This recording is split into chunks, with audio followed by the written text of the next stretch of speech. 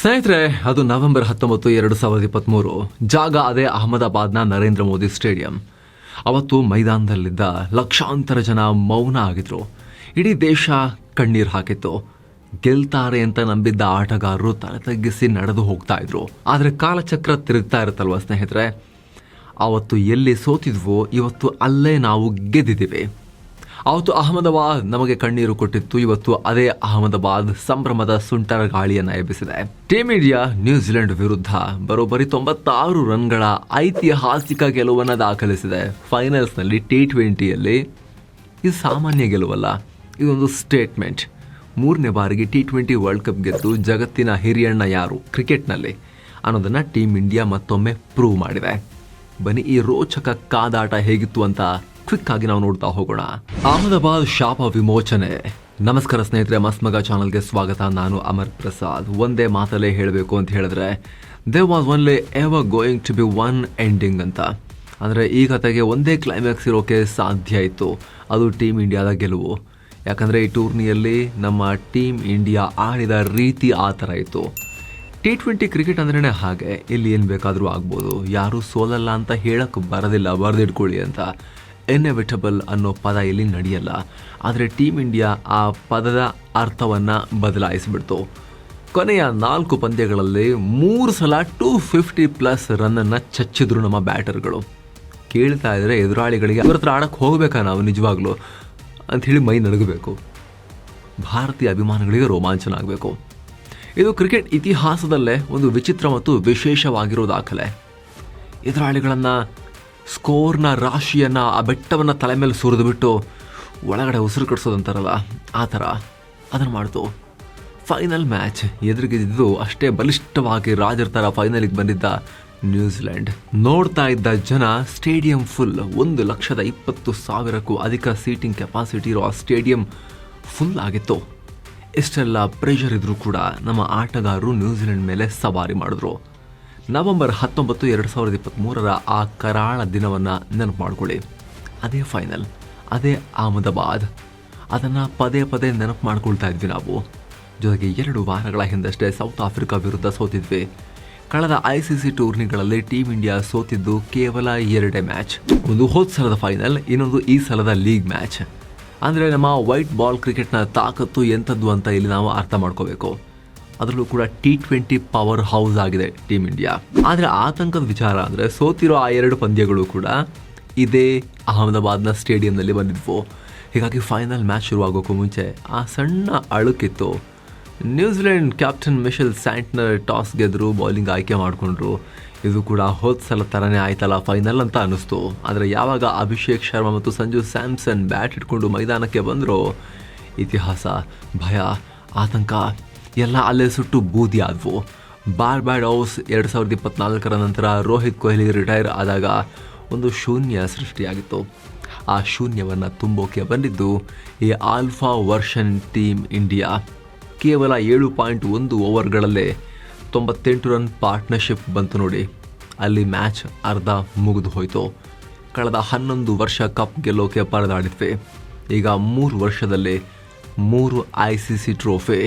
2024ರಲ್ಲಿ T20 world cup, 2025ರಲ್ಲಿ champions trophy, 2026ರಲ್ಲಿ ಈಗ ಮತ್ತೆ T20 ವರ್ಲ್ಡ್ ಕಪ್. ಕಿವೀಸ್ಗೆ ಅಭಿಷೇಕ.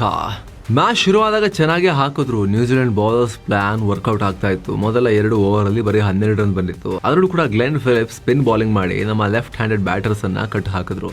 ಆದರೆ ಯಾವಾಗ ಜೇಕಬ್ ಡಫಿ ಬೌಲಿಂಗ್ಗೆ ಬಂದ್ರು, ಅಭಿಷೇಕ್ ಶರ್ಮಾ ಅವರ ಕಣ್ಣಲ್ಲಿ ಬೆಂಕಿ ಕಾಣಿಸ್ತು. ಸೆಮಿಫೈನಲ್ನಲ್ಲಿ ಸೌತ್ ಆಫ್ರಿಕಾ ವಿರುದ್ಧ ಇದೇ ಡಫಿ ವಿಕೆಟ್ ಚೆನ್ನಾಗೆತ್ತಿದ್ರು. ಆದರೆ ಇಲ್ಲಿ ಸ್ಟೋರಿ ಬೇರೆ ಇತ್ತು. ಅಭಿಷೇಕ್ ಶರ್ಮಾ ಕಾಯ್ತಾ ಇದ್ರು ಯಾವಾಗ ಪೇಸ್ ಬೌಲರ್ ಸಿಗ್ತಾನೆ ಚಚ್ಚಕ್ಕೆ ಅಂತ. ಡಫಿ ಹಾಕಿದ ಫುಲ್ ಲೆಂತ್ ಬಾಲ್ಗಳನ್ನು straight down the ground boundary ಆಚೆ ಅಟ್ಟಿದ್ರು. ಇನ್ನೊಂದು ಕಡೆ ಸಂಜು ಸ್ಯಾಮ್ಸನ್ ಕೂಡ ಜೊತೆಗೂಡ್ಬಿಟ್ರು. ಆಗಲೇ ಟೀಮ್ ಇಂಡಿಯಾ ಗೇರ್ ಚೇಂಜ್ ಮಾಡ್ತು. ನ್ಯೂಜಿಲೆಂಡ್ ನಾಯಕ ಸ್ಯಾಂಟ್ನರ್ ಕನ್ಫ್ಯೂಸ್ ಆಗೋಗಿದ್ರು. 4ನೇ ಬಾಲರ್ನ ತಗೊಂಬಂದರು. ಲಾಕಿ ಫರ್ಗ್ಯೂಸನ್ ಬಂದರು, ಮ್ಯಾಟ್ ಹೆನ್ರಿ ಬಂದರು. ಯಾರು ಬಂದರೂ ಚೆನ್ನಾಗಿ ರನ್ ಬಡಿಸ್ಬಿಟ್ಟು ಕಳಿಸ್ತಾ ಇದ್ರು ನಮ್ಮ ಹುಡುಗರು. ಫರ್ಗ್ಯೂಸನ್ ಒಂದೇ ಓವರ್ನಲ್ಲಿ 24 ರನ್ ಬಿಟ್ಕೊಟ್ರು. ಹೆನ್ರಿಗೆ 21 ಬಿತ್ತು. ಅಹಮದಾಬಾದ್ ಆಕಾಶದಲ್ಲಿ ಚೆಂಡುಗಳು ಹಾರ್ತಾ ಇದ್ವು ಸೀದಾ ಬೌಂಡ್ರಿ ಕಡೆಗೆ. ಇದು ವರ್ಲ್ಡ್ ಕಪ್ ಫೈನಲ್ ಥರ ಕಾಣಿಸ್ತಾ ಇರಲಿಲ್ಲ. ಇದು ಯಾವುದೋ ಗಲ್ಲಿ ಕ್ರಿಕೆಟ್ನಲ್ಲಿ ಹೊಡೆದ ಹಾಗಿತ್ತು. ಎಲ್ಲ ಬಾಲ್ಗೂ ಹೊಡಿತಾ ಇರ್ತಾರಲ್ಲ ಪಟ ಪಟ ಪಟ ಅಂತ ಸಣ್ಣ ಪಿಚ್ಚಲ್ಲಿ ಆ ಥರ ಹೊಡಿತಾ ಇದ್ರು. ಅದರಲ್ಲೂ ಅಭಿಷೇಕ್ ಶರ್ಮಾ ಅವರ ಆ ಒಂದು ಶಾಟ್ ಇದೆಯಲ್ಲ ಅದನ್ನು ಎಲ್ಲರೂ ಪದೇ ಪದೇ ನೋಡ್ಬೇಕು ಆ ಥರ ಇತ್ತು. ಲೆಫ್ಟ್ ಹ್ಯಾಂಡೆಡ್ ಬ್ಯಾಟ್ಸ್ಮನ್, ಆಫ್ ಸೈಡ್ನಲ್ಲಿ ಲಾಂಗ್ನಲ್ಲಿ ಇಬ್ಬರು ಫೀಲ್ಡರ್ ಇದ್ರು ಬೌಂಡ್ರಿ ಹತ್ರ. ಬಾಲರ್ ಕೂಡ ಅಭಿಷೇಕ್ ಶರ್ಮಾಗೆ ತುಂಬ ವೈಡ್ ಬಾಲ್ ಹಾಕ್ತಾ ಇದ್ರು. ಹೊಡೆದ್ರೆ ಆಫ್ ಸೈಡೇ ಹೊಡಿಬೇಕು, 6 ಅಂತೂ ಆಗಬಾರ್ದು, ಹೋದರೆ ಕ್ಯಾಚ್ ಆಪರ್ಚುನಿಟಿ ಕ್ರಿಯೇಟ್ ಮಾಡಬೇಕು, ಹೀಗೆಲ್ಲ ಹೊಡೆಯೋಕೆ ಹೋದರೆ ಕ್ಯಾಚ್ ಹೋಗಲಿ ಅಂಥೇಳಿ. ಅಭಿಷೇಕ್ ಶರ್ಮಾ ಇಲ್ಲಿದ್ದವರು ನಡ್ಕೊಂಡು ಅಲ್ಲಿಗೆ ಹೋಗಿ ಮುಂದಕ್ಕೆ ಹೋಗಿ ಈ ಕಡೆಗೆ ಒಂದು ಕೊಟ್ರಲ್ಲ ಶಾಟ್, ಅದೊಂಥರ ದಾದಾಗಿರಿ ಮಾಡ್ದಂಗಿತ್ತು ಬೌಲರ್ ಮೇಲೆ. ಆ ಕಾನ್ಫಿಡೆನ್ಸ್ ನೋಡ್ಬೇಕು ನೀವು.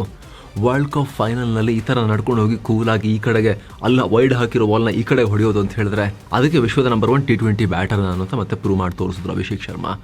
ಜಸ್ಟ್ 18 ಬಾಲ್ಗಳಲ್ಲಿ ಹಾಫ್ ಸೆಂಚುರಿ. ಇದು T20 ವರ್ಲ್ಡ್ ಕಪ್ ಫೈನಲ್ ಇತಿಹಾಸದಲ್ಲೇ ಅತಿ ವೇಗದ ಅರ್ಧಶತಕ. ಪೂರ್ತಿ ಟೂರ್ನಿ ಅಷ್ಟೇನು ರನ್ ಬಂದಿರಲಿಲ್ಲ, ಆದರೆ ಫೈನಲ್ನಲ್ಲಿ ಬೇಕಾದಾಗ ಅವರು ಸರಿಯಾಗಿ ಅಬ್ಬರಿಸಿಬಿಟ್ರು. ಒಳ್ಳೆ ಆರಂಭ ಕೊಟ್ಟರು ಟೀಮ್ಗೆ. ಪವರ್ ಪ್ಲೇ ಮುಗಿಯುವಷ್ಟರಲ್ಲಿ ನ್ಯೂಜಿಲೆಂಡ್ ಬೌಲರ್ಗಳು ದಾರಿ ತಪ್ಪು ಹೋಗಿದ್ರು. ಬರೋಬ್ಬರಿ 8 ವೈಡ್ ಬಾಲ್ ಹಾಕಿದ್ರು, 44 ಬಾಲ್ ಹಾಕಿ 92 ರನ್ ಬಿಟ್ಕೊಟ್ರು. ಅಲ್ಲಿವರೆಗೆ ನ್ಯೂಜಿಲೆಂಡ್ನ ಸೋಲು ಬಹುತೇಕ ಕನ್ಫರ್ಮ್ ಆಗೋಗಿತ್ತು ಅಂತ ಅನ್ಕೋಬಹುದು ನಾವು. ಸಂಜು, ಕಿಶನ್, ಕಿಚ್ಚು ಪವರ್ ಪ್ಲೇ ಮುಗಿದ್ಮೇಲೆ ಆದರೂ ಕೂಡ ಅಷ್ಟೆಲ್ಲ ಹೊಡೆಯೋಕ್ಕಾಗಲ್ಲ, ಸ್ವಲ್ಪ ಕಾಮ್ ಡೌನ್ ಆಗ್ತಾರೆ ಅಂತ ಅನ್ಕೊಂಡಿದ್ರು ನ್ಯೂಜಿಲೆಂಡ್ ಅವರು. ಅಭಿಷೇಕ್ ಶರ್ಮಾ 21 ಬಾಲ್ಗೆ 52 ರನ್ ಹೊಡೆದು ಔಟ್ ಕೂಡ ಆದರು. ರಚನ್ ರವೀಂದ್ರ ಔಟ್ ಮಾಡಿದ್ರು. ಹಬ್ಬ ಬದುಕಿದ್ವಿ ಅಂಥೇಳಿ ಕಿವೀಸ್ ನಿಟ್ಟುಸಿರುಬಿಟ್ರು. ಆದರೆ ಸ್ಟೋರಿ ಅಲ್ಲಿಗೆ ಮುಗ್ದಿರಲಿಲ್ಲ. 3ನೇ ಕ್ರಮಾಂಕದಲ್ಲಿ ಬಂದಿದ್ದು ನಮ್ಮ ಪಾಕೆಟ್ ಡೈನಮೈಟ್ ಇಶಾನ್ ಕಿಶನ್. ಬಂದ ಮೊದಲ ಬಾಲ್ನಲ್ಲಿ ರಚನ್ ರವೀಂದ್ರಾಗೆ ಒಂದು ಫ್ಲಿಕ್ ಮಾಡಿ 4 ಹೊಡೆದ್ರು. ಯಾವುದೇ ಕಾರಣಕ್ಕೂ ರನ್ ರೇಟ್ ಕಮ್ಮಿ ಮಾಡಲ್ಲ ಅನ್ನೋ ಮೆಸೇಜ್ ಕ್ಲಿಯರ್ ಆಗಿತ್ತು. ಬರ್ತಾನೆ ಇಂಟೆನ್ಷನ್ಸ್ ಹೈ ಸ್ಕೋರಿಂಗ್ ಮಾಡ್ತೀವಿ ನಾವು ಈ ಸಲ ಅನ್ನೋ ಕಾಣಿಸ್ತಾ ಇತ್ತು ಇಂಟೆನ್ಷನ್ಸ್. 10 ಓವರ್ ಆಗುವಷ್ಟರಲ್ಲಿ ಸ್ಕೋರ್ 121 ದಾಟಿತ್ತು. ಇನ್ನೊಂದು ಕಡೆ ನಮ್ಮ ಸಂಜು ಸ್ಯಾಮ್ಸನ್. ಹಿಂದಿನ 2 ಮ್ಯಾಚ್ಗಳಲ್ಲಿ ಸಂಜು ಅಬ್ಬರ ಜೋರಾಗಿತ್ತು. ಈ ಮ್ಯಾಚ್ನಲ್ಲಿ ಸ್ವಲ್ಪ ನಿಧಾನವಾಗಿ ಶುರು ಮಾಡಿದ್ರು, ಆದರೆ ಯಾವಾಗ ರಿದಮ್ ಸಿಕ್ತು ಅಗೇನ್ ಇವರ ಆರ್ಭಟ ಕೂಡ ಶುರುವಾಯಿತು. ಬರೀ 33 ಎಸೆತಗಳಲ್ಲಿ ಹಾಫ್ ಸೆಂಚುರಿ. ಇಲ್ಲೊಂದು ಇಂಟ್ರೆಸ್ಟಿಂಗ್ ರೆಕಾರ್ಡ್ ಇದೆ ಸ್ನೇಹಿತರೆ. T20 ವರ್ಲ್ಡ್ ಕಪ್ನ ಸೆಮಿಫೈನಲ್ ಮತ್ತು ಫೈನಲ್ ಈ ಎರಡರಲ್ಲೂ 50 ಹೊಡೆದಿದ್ದು ಇತಿಹಾಸದಲ್ಲಿ ಇಬ್ಬರೇ. ಒಬ್ಬರು ಶಾಹಿದ್ ಅಫ್ರಿದಿ, ಇನ್ನೊಬ್ಬರು ವಿರಾಟ್ ಕೊಹ್ಲಿ. ಈಗ ಆ ಲಿಸ್ಟ್ಗೆ ಸಂಜು ಸ್ಯಾಮ್ಸನ್ ಸೇರಿಕೊಂಡಿದ್ದಾರೆ. ಈ ರೆಕಾರ್ಡ್ ಆದಮೇಲೆ ಸಂಜು ಸುಮ್ಮನೆ ಕೂರಲಿಲ್ಲ. ಫರ್ಗುಸನ್ ಬಾಲ್ನಲ್ಲಿ 2 ಸಿಕ್ಸರ್, 1 4. ರಚನ್ ರವೀಂದ್ರಾಗೆ hat trick sixer. Back to back 3 6 ಹೊಡೆದಾಗ ಕಿವೀಸ್ ಬೌಲರ್ ಮುಖ ನೋಡಬೇಕಾಗಿತ್ತು. ಇನ್ನೊಂದು ಕಡೆ ಇಶಾನ್ ಕಿಶನ್ ಕೂಡ 23 ಬಾಲ್ಗೆ 50 ಮುಗಿಸಿದ್ರು. ಇನ್ನು 5 ಡೆತ್ ಓವರ್ಸ್ ಬಾಕಿ ಇದ್ವು. ಸ್ಕೋರ್ ಬೋರ್ಡ್ ಆಲ್ರೆಡಿ 200 ಆಗಿ ಹೋಗಿತ್ತು. ಟಿವಿಗಳಲ್ಲಿ ಪ್ರೊಜೆಕ್ಟೆಡ್ ಸ್ಕೋರ್ 290 ಅಂತ ತೋರಿಸ್ತಾ ಇದ್ರು. ನನಗಂತೂ ಇವ್ರು ಆಡೋದು ನೋಡಿದ್ರೆ 300 ಟಚ್ ಮಾಡಿದ್ರು ಆಶ್ಚರ್ಯ ಇಲ್ಲ, ಹೀಗೆ ಕಂಟಿನ್ಯೂ ಆದರೆ ಅನ್ನೋ ಥರ ಇತ್ತು. ಯಾಕಂದರೆ ವಿಕೆಟ್ಸ್ ಬೇಕಾದಷ್ಟು ಇದ್ವು, ಇನ್ನು ಎಂತೆಂಥ ಬ್ಯಾಟರ್ಗಳು ಬರೋದು ಬಾಕಿ ಇದೆ. ಇಲ್ಲಿವರೆಗೂ ಆಡಿದಕ್ಕಿಂತ ಡೆತ್ ಓವರ್ಸಲ್ಲಿ ಇನ್ನೂ ಜಾಸ್ತಿ ಸ್ಕೋರ್ ಬರುತ್ತಲ್ವ ಅನ್ನೋ ಲೆಕ್ಕಾಚಾರ. ಇನ್ನಿಂಗ್ಸ್ ಕೊನೆಯಲ್ಲಿ ಶಿವಂ ಪವರ್. ಸ್ನೇಹಿತರೆ, ನಾವು 300 ಆಗುತ್ತೆ ಅಂತ ಅಂದ್ಕೊಂಡು ಕೂಡಲೇ ಆಗಿಬಿಟ್ರೆ ಮಜಾ ಇರುತ್ತಾ? ಕ್ರಿಕೆಟ್ ಅಲ್ವಾ, ಟ್ವಿಸ್ಟ್ ಬೇಕಲ್ವಾ? 16ನೇ ಓವರ್ನಲ್ಲಿ ಜೇಮ್ಸ್ ನೀಶಮ್ ವಿಲನ್ ಥರ ಎಂಟ್ರಿ ಕೊಟ್ಟರು. ಒಂದೇ ಓವರ್ನಲ್ಲಿ ಆಟದ ಗತಿಯನ್ನು ಸ್ವಲ್ಪ ಚೇಂಜ್ ಮಾಡಿದ್ರು. ಸೆಟ್ ಆಗಿದ್ದ ಸಂಜು ಸ್ಯಾಮ್ಸನ್ ಔಟ್, ಇಶಾನ್ ಕಿಶನ್ ಔಟ್. ಸೂರ್ಯಕುಮಾರ್ ಯಾದವ್ ಬಂದ ತಕ್ಷಣ ಫಸ್ಟ್ ಬಾಲ್ನಲ್ಲೇ ಅವರ ಸಿಗ್ನೇಚರ್ 360 ಶಾಟ್ ಹೊಡೆಯೋಕೆ ಹೋಗಿ ಚೆನ್ನಾಗೇ ಹೊಡೆದ್ರು, ಆದರೆ ಅದ್ಭುತವಾಗಿ ಕ್ಯಾಚ್ ಹಿಡಿದು ರಚನ್ ರವೀಂದ್ರ ಅವ್ರನ್ನ ಔಟ್ ಮಾಡಿಬಿಟ್ರು. ಒಂದೇ ಓವರ್ನಲ್ಲಿ 3 ವಿಕೆಟ್ ಗಾನ್. ಒಂದೇ ಓವರ್ನಲ್ಲಿ ಇಡೀ ಸ್ಟೇಡಿಯಂ ಒಂದು ಕ್ಷಣ ಸ್ತಬ್ಧ ಆಯಿತು. ಅಯ್ಯೋ ದೇವರೇ, ಏನಪ್ಪ ಇದು? 290 300 ಅಂತ ಅಂದ್ಕೊಳ್ತಿದ್ದೀವಿ. 220 213 ನಿಂತ್ಕೊಂಡು ಮ್ಯಾಚ್ನ ಮತ್ತೆ ಒಂಥರ ನ್ಯೂಜಿಲೆಂಡ್ ಇನ್ನೂ ಕಾಂಪಿಟೇಷನಲ್ಲಿದೆ, ಸ್ಪರ್ಧೆಲಿದೆ ಅನ್ನೋ ರೀತಿ ಆಗಿಬಿಟ್ರೆ. ನ್ಯೂಜಿಲೆಂಡ್ ಕೂಡ ಗ್ರೇಟ್ ಟೀಮೇ ಅಲ್ವಾ, ಅವರು ಒಳ್ಳೊಳ್ಳೆ ಆಟಗಾರರಿದ್ದಾರೆ, ಏನು ಕತೆ ಅನ್ನೋ ಆತಂಕ ಶುರುವಾಯಿತು. ಮುಂದಿನ 16 ಎಸೆತಗಳಲ್ಲಿ ಒಂದೇ ಒಂದು ಬೌಂಡ್ರಿನೂ ಬರಲಿಲ್ಲ. ಹಾರ್ದಿಕ್ ಪಾಂಡ್ಯ ಕೂಡ ಟೈಮಿಂಗ್ ಸಿಗದೆ ತಡಕಾಡಿದ್ರು, ಪರದಾಡಿದ್ರು. ನ್ಯೂಜಿಲೆಂಡ್ ಬೌಲರ್ಗಳು ಸ್ಲೋ ಬಾಲ್, ವೈಡ್ ಯಾರ್ಕರ್ಸ್ ಹಾಕಿ ಕಮ್ಬ್ಯಾಕ್ ಮಾಡಿದ್ರು. 290 ಹೋಗಲಿ 240 ಆದರೂ ಆಗುತ್ತಾ ಅನ್ನೋ ಭಯ ಶುರುವಾಯಿತು. ಹಾರ್ದಿಕ್ ಪಾಂಡ್ಯ 18 ರನ್ಗೆ ಔಟ್ ಆದರು. ನ್ಯೂಜಿಲೆಂಡ್ ಪಾಳಯದಲ್ಲಿ ಸಣ್ಣದಾಗಿ ಗೆಲುವಿನ ಆಸೆ ಚಿಗುರಿತು. ಬಾಗಿಲು ಸ್ವಲ್ಪ ಓಪನ್ ಆಗಿತ್ತು ಅವ್ರಿಗೆ, ಆದರೆ ಆ ಬಾಗಿಲನ್ನು ದಡಾರ ಅಂತ ಹಾಕ್ರಿ ಕ್ಲೋಸ್ ಅಂತೇಳಿ ಕ್ಲೋಸ್ ಮಾಡಿದ್ದು ಶಿವಂ ದುಬೆ. ನಾನಿರೋವರೆಗೂ ಭಯ ಯಾಕೆ ಅಂಥೇಳಿ ಬಂದ ದೈತ್ಯ ದುಬೆ ನ್ಯೂಜಿಲೆಂಡ್ನ ಸ್ಟೇಡಿಯಮಿಂದ ಆಚೆಗೆ ದೂಡಿಬಿಟ್ರು. ನೀಶಮ್ ಅವರ ಕೊನೆ ಓವರ್ನಲ್ಲಿ ಎಂಥ ಬ್ಯಾಟಿಂಗ್ ಅಂದರೆ ಒಂದೇ ಬಾಲ್ ವೇಸ್ಟ್ ಆಗಿದ್ದು, ಅದಕ್ಕೂ ಕೂಡ ಭಾಳ ಫ್ರಸ್ಟ್ರೇಟ್ ಆದರು, ಮಿಸ್ ಆಯ್ತಲ್ಲ ಅಂತ. 3 4 2 ಸಿಕ್ಸರ್ 5 ಬಾಲಲ್ಲಿ, 1 ಬಾಲ್ ಅಷ್ಟೇ ವೇಸ್ಟ್. ಅಲ್ಲಿಗೆ ನ್ಯೂಜಿಲೆಂಡ್ ಇಟ್ಕೊಂಡಿದ್ದ ಸಣ್ಣ ಆಸೆಯನ್ನು ಕೂಡ ಸಮಾಧಿ ಮಾಡಿ ಆಗಿತ್ತು. ಅವ್ರ ತಲೆ ಮೇಲೆ ಬೆಟ್ಟದಂಥ ಸ್ಕೋರನ್ನು ಎಡಗಡೆ ಹೂತು ಹಾಕಿತ್ತು ಟೀಮ್ ಇಂಡಿಯಾ ಅವ್ರನ್ನ. 255. ವರ್ಲ್ಡ್ ಕಪ್ ಫೈನಲ್ಸ್ನಲ್ಲಿ 256 ರನ್ ಚೇಸಿಂಗ್ ಮಾಡಬೇಕು ಅಂದರೆ ಅದು ನಿಯರ್ಲಿ ಇಂಪಾಸಿಬಲ್. ಎದುರಾಳಿ ಟೀಮ್ ಇಂಡಿಯಾ ಇದ್ದಾಗ, ಬೂಮ್ರಾ ಥರ ಬೌಲರ್ಸಲ್ಲಿ ಇದ್ದಾಗ ನೋಡಿ ಆ ಸ್ಕೋರ್ ಅಂತ ಖುಷಿ ಪಡಬೇಕು ಅಷ್ಟೇ. Boom magic. ಬೌಲರ್ಗಳಿಗೆ ಅರ್ಧ ಕೆಲಸ ಕಮ್ಮಿ ಆಗಿರುತ್ತೆ. ಒಂಥರ ಸೈಕಲಾಜಿಕಲ್ ಸ್ಕೋರ್ ಅದು. 200 ಅಂದರೂ ಕೂಡ ಹೊಡಿತೀವಿ ಅಂತ ಹೇಳಿ ನಿಧಾನಕ್ಕೆ ಶುರು ಮಾಡ್ಕೊಂಡು ಆಮೇಲೆ ಹೊಡೆಯೋಕ್ಕೆ ಶುರು ಮಾಡ್ತಾರೆ ಸ್ವಲ್ಪ. ಆದರೆ 256 ಅಂತ ಹೇಳಿದ್ರೆ ಮೊದಲ ಬಾಲಿಂದ ಚಚ್ಚಲೇಬೇಕು. ಒತ್ತಡ, ಪ್ರೆಷರ್, ಕ್ಯಾಚ್ ಎಲ್ಲ ಹೋಗೋ ಚಾನ್ಸಸ್ ಜಾಸ್ತಿ, ಔಟ್ ಆಗೋ ಚಾನ್ಸಸ್ ಜಾಸ್ತಿ ಆಗಿರುತ್ತೆ. ಸೊ ನ್ಯೂಜಿಲೆಂಡ್ ಏನಾದರೂ ಮ್ಯಾಜಿಕ್ ಮಾಡಬೇಕು ಅಂದರೆ ಅವ್ರು ಓಪನರ್ಸೇ ಶುರು ಮಾಡಬೇಕಾಗಿತ್ತಲ್ವಾ. ಸೊ ಆರಂಭದಲ್ಲಿ ನಮಗೆ ಸ್ವಲ್ಪ ಭಯ ಆಗೋ ರೀತಿ ಆಯಿತು. ಶಿವಮ್ ದುಬೆ ಮೊದಲ ಓವರ್ನಲ್ಲೇ ಆರಾಮಾಗಿರೋ ಒಂದು ಕ್ಯಾಚ್ ಬಿಟ್ಟರು. ಅವ್ರ ದೈತ್ಯ ಅಲ್ವಾ, ಅವರಿಗೆ ಹಿಂದೆ ಹೋಗಿ ಕ್ಯಾಚ್ ಹಿಡಿಯೋ ಟೈಮ್ನಲ್ಲಿ ಆಗಲಿಲ್ಲ. ಒಂಥರ ಅವ್ರು ತಿರುಗೋದು ಅಂದರೆ ಹಡಗು ತಿರುಗದ ಹಾಗೆ. ಅವ್ರು ಹಾಗೆ ಹೋಗಿ ಏನೋ ಹಿಂಗೆ ಅನ್ನೋಕೆ ಹೋದ್ರು, ಅದು ಆಗಲಿಲ್ಲ. ಬಾಲ್ ಮುಖಕ್ಕೆ ಬೀಳಲಿಲ್ಲ, ಪುಣ್ಯಕ್ಕೆ, ಅದೃಷ್ಟಕ್ಕೆ. ಬಾಲ್ ಬರೋಕ್ಕಿಂತ ಮುಂಚೆನೇ ಕೈಯನ್ನು ಕ್ಲೋಸ್ ಮಾಡಿ ಆಗಿತ್ತು ಅವರು. ಆಮೇಲೆ ಹಾರ್ದಿಕ್ ಪಾಂಡ್ಯ ಓವರ್ನಲ್ಲಿ 21 ರನ್ ಬಂತು. ಏನೋ ಫೈಟ್ ಕೊಡ್ತಾರೆ ನ್ಯೂಜಿಲೆಂಡ್ ಅವರು ಅಂತ ಅನಿಸ್ತು. ಆದರೆ ಅಕ್ಷರ್ ಪಟೇಲ್ ಆ ಚಾನ್ಸ್ ಕೊಡಲಿಲ್ಲ. 3ನೇ ಓವರ್ಗೆ ಅವರೇ ಬೇಗ ಬಂದರು. ಡೇಂಜರಸ್ ಫಿನ್ ಅಲನ್ ಕತೆ ಮುಗಿಸ್ಬಿಟ್ರು. ಅಲ್ಲಿಗೊಂದು ವಿಕೆಟ್ ಬಿತ್ತು. ನೆಕ್ಸ್ಟ್ ಬಂದಿದ್ದು real magic, the king Jasprit Bumrah, BrahMos Bumrah. ಹೋದ ಮ್ಯಾಚ್ನಲ್ಲಿ ಫಸ್ಟ್ ಬಾಲ್ ವಿಕೆಟ್ ತೆಗೆದ್ರು. ಈ ಮ್ಯಾಚ್ನಲ್ಲೂ ಕೂಡ ಸೇಮ್ ಟು ಸೇಮ್ ತಮ್ಮ ಮೊದಲ ಎಸೆತದಲ್ಲೇ ಸ್ಲೋವರ್ ಬಾಲ್ ಹಾಕಿದ್ರು. ರಚನ್ ರವೀಂದ್ರ ಅದನ್ನು ಅರ್ಥ ಮಾಡ್ಕೊಳ್ಳಿಕ್ಕಾಗಿದೆ. ಅವರೇನು ಬೂಮ್ರಾದು ಬ್ರಹ್ಮೋಸ್ ಮಿಸೈಲ್ ಕಾಲಿಗೆ ಬಂದು ನುಗ್ಗುತ್ತೆ ಅಂತ ಅಂದ್ಕೊಂಡು ನಿಂತಿರ್ತಾರೆ ಎಲ್ಲರೂ ಕೂಡ ಅಲ್ವಾ. ಸಡನ್ನಾಗಿ ಸ್ಲೋ ಬಂದಾಗ ಅವ್ರು ಎಕ್ಸ್ಪೆಕ್ಟೇ ಮಾಡಿರೋದಿಲ್ಲ. ಕ್ಯಾಚ್ ಕೊಟ್ಟರು. ಬ್ಯಾಕ್ ಟು ಬ್ಯಾಕ್ ಗೇಮ್ಗಳಲ್ಲಿ ಫಸ್ಟ್ ಬಾಲ್ನಲ್ಲಿ ವಿಕೆಟ್. ಇದು ಬೂಮ್ರಾ ತಾಕತ್ತು. ಆ ಕ್ಯಾಚ್ ಕೂಡ ಅಷ್ಟು ಸುಲಭ ಇರಲಿಲ್ಲ. ಇಶನ್ ಕಿಶನ್ ಅಂತೂ ಸೂಪರ್ ಮ್ಯಾನ್ ನಿನ್ನೆ. ಅವ್ರೊಬ್ಬ ವಿಕೆಟ್ ಕೀಪರ್ ಅಲ್ವಾ, ಸೊ ಬೆಸ್ಟ್ ಫೀಲ್ಡರ್ ಕೂಡ ಆಗಿರ್ತಾರೆ ಅವರು.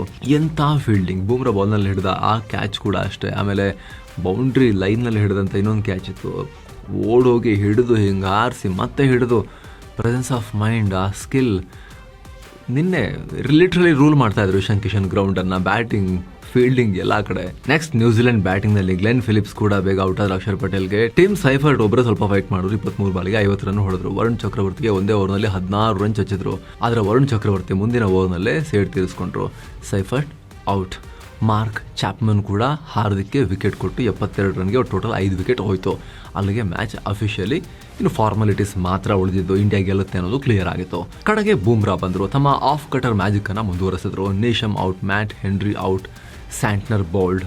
4 over 15 run, 4 wicket. T20 world cup final ಮ್ಯಾಚ್ನಲ್ಲಿ ಬೂಮ್ರಾ ಪರ್ಫಾರ್ಮೆನ್ಸ್ ಇದು. 18 ತಿಂಗಳ ಹಿಂದೆ ಇದೇ Bumrah player of the tournament ಆಗಿದ್ರು.